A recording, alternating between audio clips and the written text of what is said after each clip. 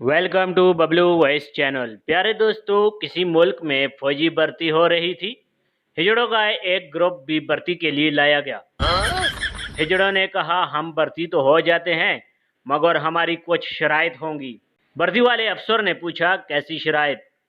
पहली शर्त, एक हिजड़ा बोला, हम ये मोटी वर्दी नहीं पहनेंगे, हमें ये अच्छी नहीं लगती, हमारे जिस्म छिल जाते हैं। अफसर ने कहा, चलो आपके लिए नरम कपड़े की वर्दी बनवा देंगे। दूसरी शर्त, दूसरा हिजड़ा बोला, हम ये भारी बूट भी नहीं पहनेंगे क्योंकि हमारे नाजुक पांव इसमें जख्मी हो जाएंगे। चलो ठीक है, अफसर कुछ सोच कर बोला, तुम्हारे लिए हल्के जूते बनवा लेंगे।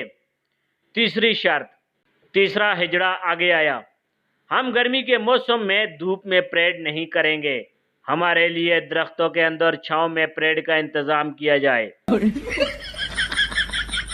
हम अफसर कुछ परेशान हुआ मगर मुल्की सरहदों की सूरत हाल के तहत भर्ती लाजमी थी, इसलिए हामी भर ली। ओके, आप सबकी परेड छांव में होगी। और आखिरी शर्त, एक और हिजड़ा सामने आया। और वो शर्त क्या है?